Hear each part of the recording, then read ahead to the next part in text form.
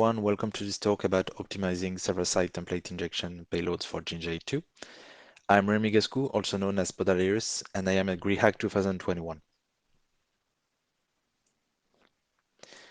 So in my work days, I work as an offensive security consultant, and I do mostly pen tests. And in my nights and my weekends, I work in vulnerability research, and I write open source tools on GitHub to exploit new vulnerabilities. On my website at podaleris.net, I also write articles about how to exploit new attack vectors and security concepts. In this talk, we are going to deep dive into template engines and more specifically the server-side template injection vulnerabilities that we can find in them. To do this, we are going to use the Python jinja2 module, which is very famous and very widely used. And we are going to create new payloads to exploit jinja2 SSTIs, which are shorter than the currently known payloads. So what is a template engine? Basically, a template engine is a new way of thinking how web application works, where the template and the data are clearly separated.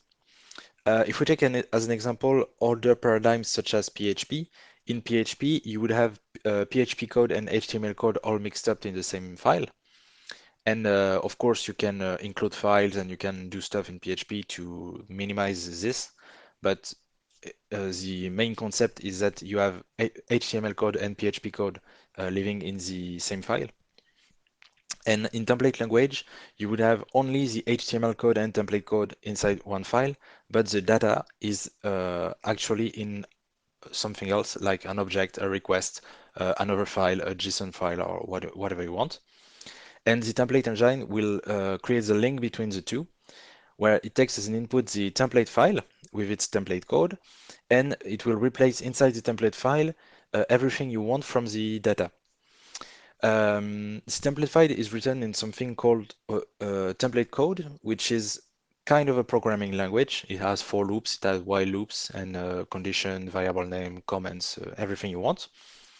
And you can access the variables that you put in the data inside the template.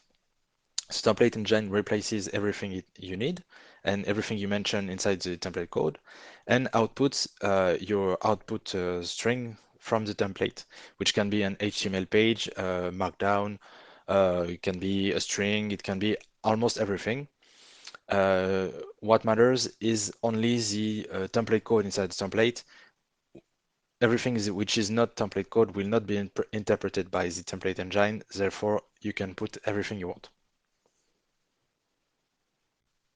So these four modules are the most common template engines on Python: Mako, Genshi, Django, and Jinja. And in this talk, we are going to focus on jinja2 and more specifically jinja2 internals and how we can exploit how it works to create new server-side template injection payloads for jinja2. So this is how jinja2 looks like.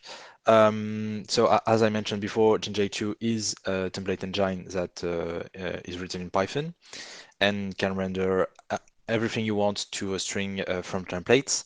And in Python, as you can see here in this screenshot, it's really simple to use. In 3 lines of Python, you can already create a template and render it with the data you want. In jinja2 template code, most variables are surrounded with 2 curly brackets, and it's really simple to use, as you can see here.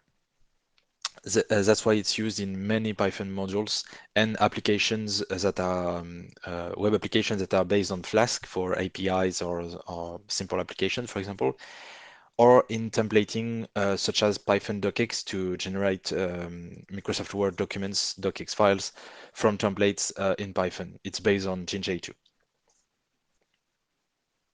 So this is an example of an HTML template file for jinja2, where you have mostly HTML code and parts of template code that is used by jinja2 template engine. As you can see here, we have a for loop which iterates over the items in the navigation list to create HTML lists in the output file. And we have access to a variable called a variable. So this is really simple to use. So the server-side template injection vulnerability can happen when an attacker has control over the template file before being rendered by the template engine. This can happen in many ways. The most common way are when an attacker modifies the parameter of the request, which will be reflected inside the template before rendering.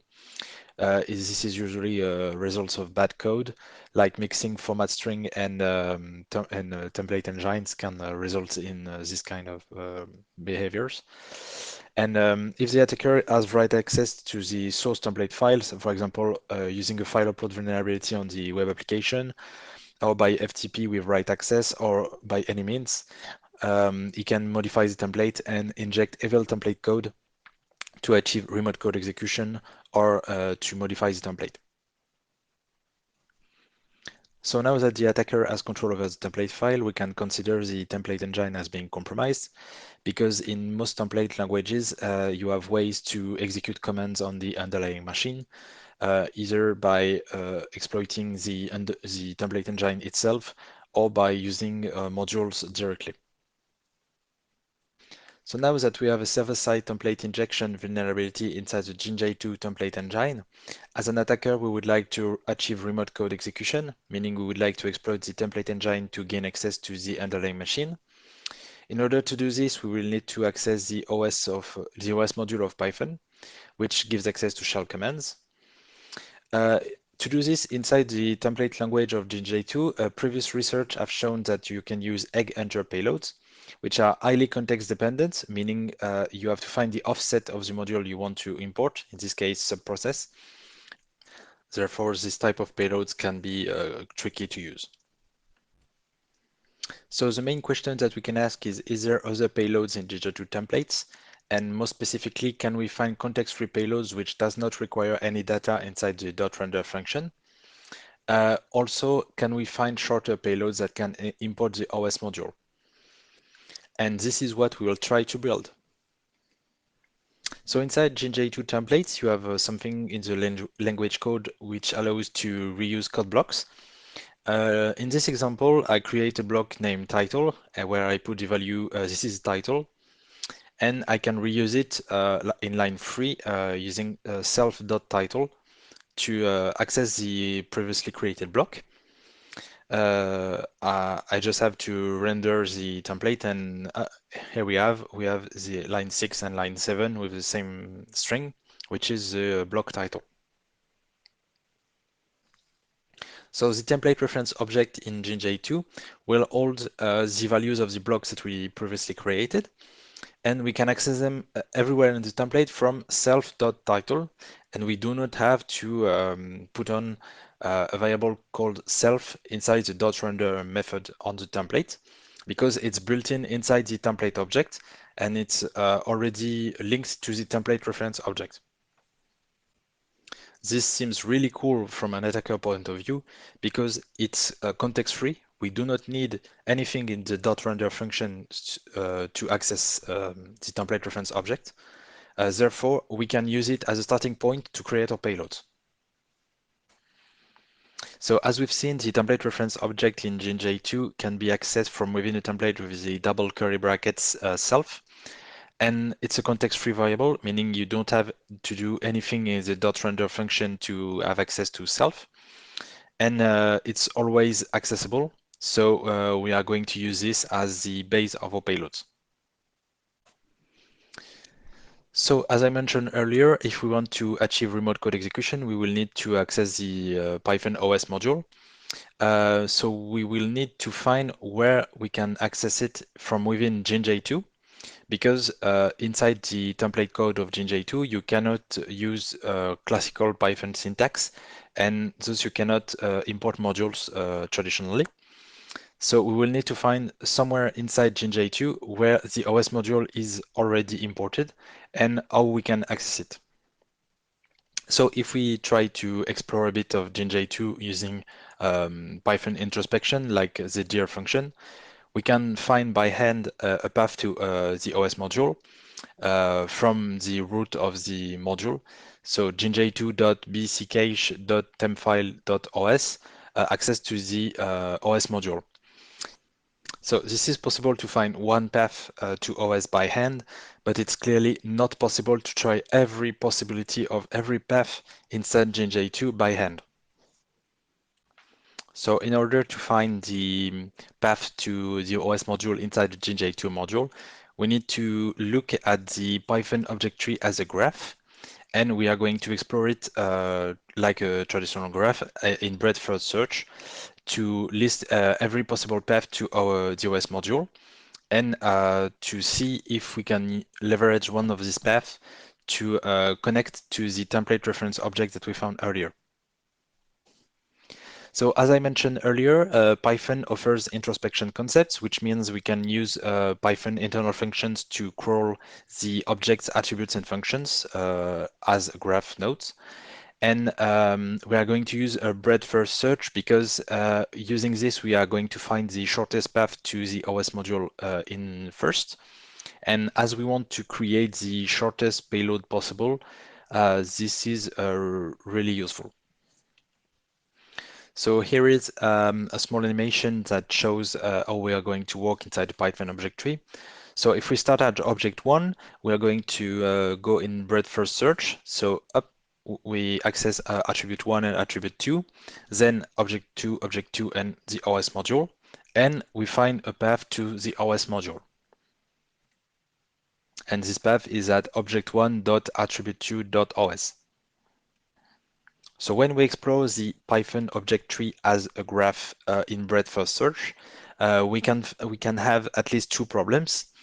The first one is cyclic traps, which means if we have, like in this example, an object which refers itself in one of its childs, you will have an infinite loop, meaning in this example, you will explore object 1, then attribute 2, then attribute 3, and you will find object 1 in the attribute 3 child nodes.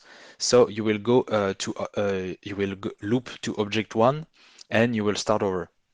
So this will create an infinite loop, and we need to avoid this. The second problem that we have is a long expression time, because during a breadth first search, we will encounter a lot of objects in the Python object tree, and we can encounter many of them more than once. For example, in this graph, we have object 2, which occurs 3 times. Meaning if we explore object 1, we will go to attribute 1, then object 2, then attribute 2, then object 2, and we will have the object 2, which is referenced many times, but it's the same object.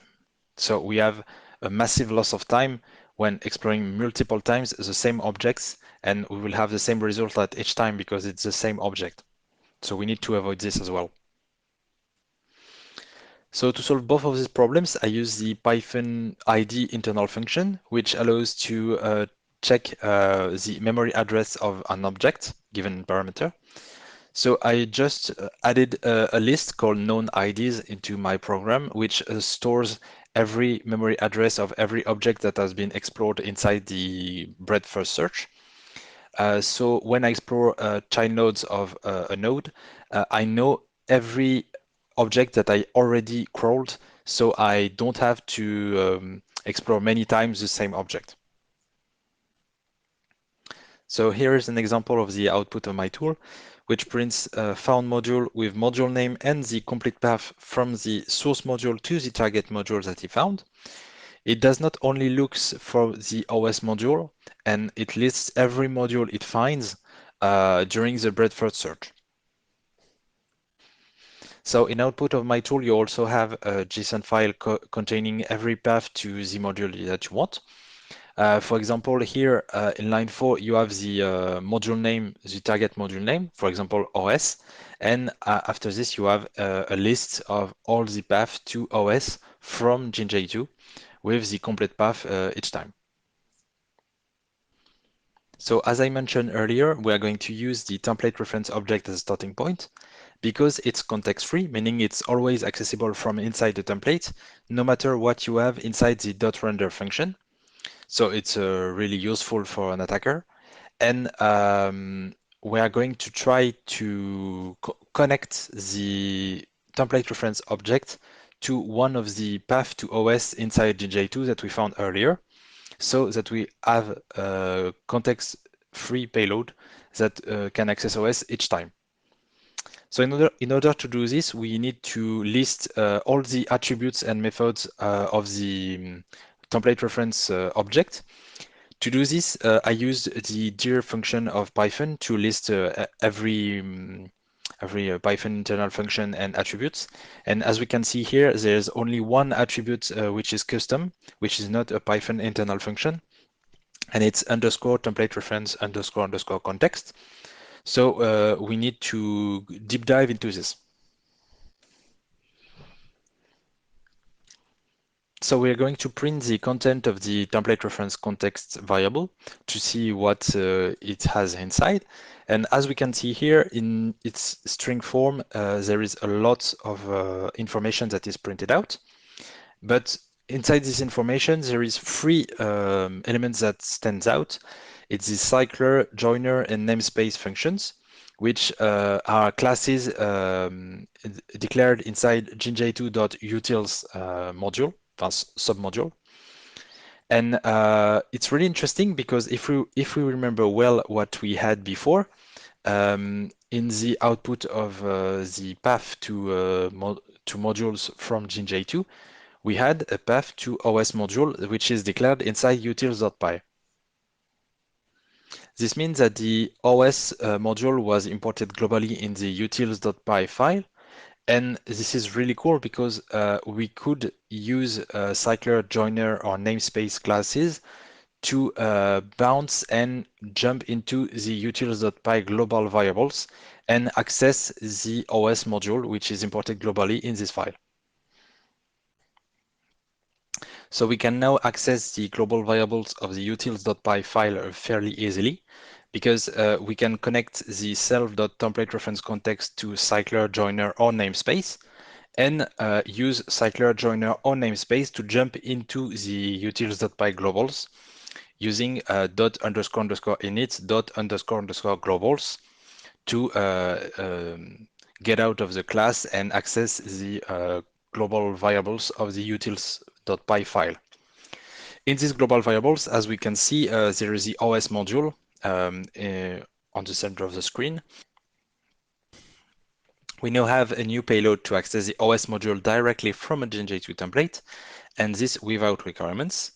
This payload is shorter than the Agenter payload, and most notably, there is less special characters in it, so it will be simpler to use if there's filters in place. Also, as you can see, it's context-free, meaning it works even if the .render function is completely empty. And also, you don't have the offset problems that we had in the Agenter payloads, where there is an offset that you have to find each time you want to run the payload. In this payload, you don't have this problem. You can access the OS module directly and execute commands. As we can see here, I wrote a few lines of Python to try this locally in a jinja2 template. If we inject our payload with self-template reference context, cycler, joiner, namespace, one of these three, and access to init globals OS, you have access directly to the OS module from the jinja2 template each time, and the .render function is empty. So to finish this, we can add a little bit of optimization. As we see, we are already inside the template context because we are inside a template file which will be rendered by the template engine. So we are inside the template. Therefore, we can remove the self.template reference context from the payloads because the self.template reference context is an internal jinja2 object which we used to list the variables that are declared inside the template. But as we are already inside the template, we can use directly cycler, joiner, or namespace and access to init globals OS for each of these three directly. So we now have the shortest possible payloads to access the OS module from a jinja2 template. These three payloads are the shortest, are context-free, and more importantly, they cannot be fixed because they are using how jinja2 works internally. internally, jinja2 uses the OS module inside the utils.py file. But if you cannot just remove the OS module from the utils.py file.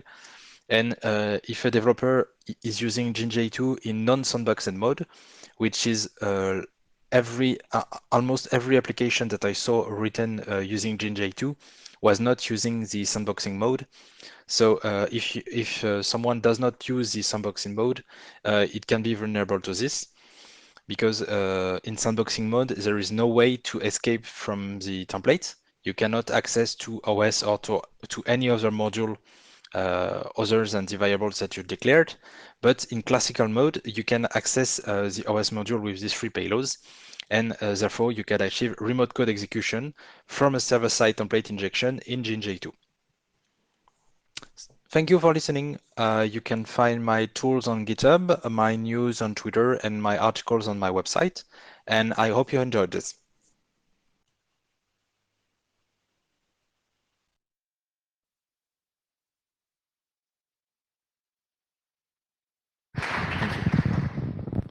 Do you have any questions?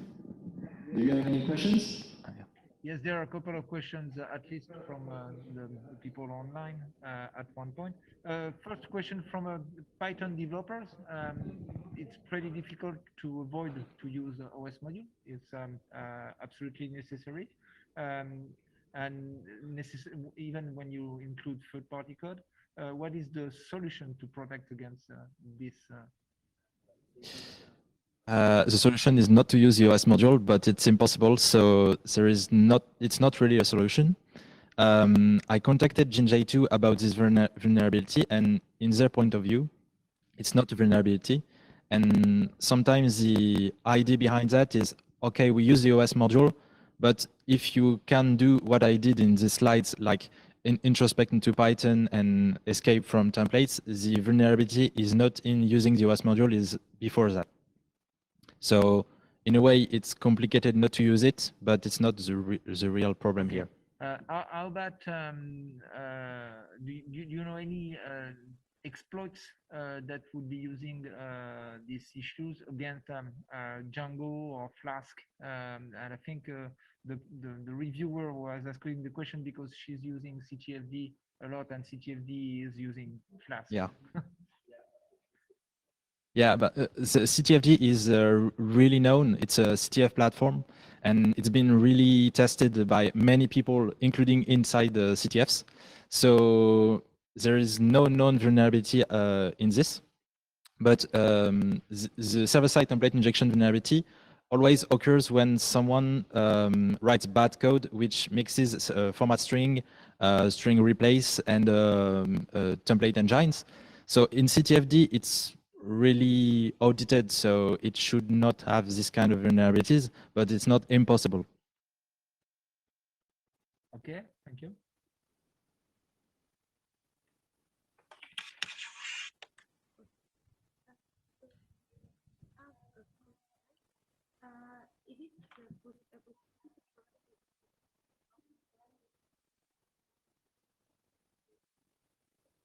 I don't understand.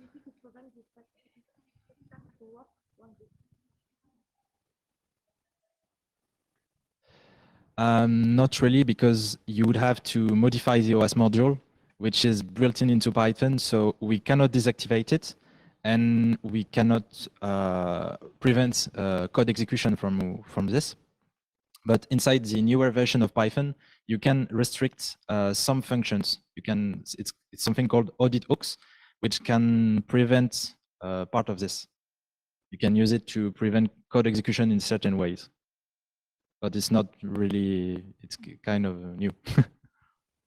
Okay, are there any other questions? No? Thank you, Remi. Thank you.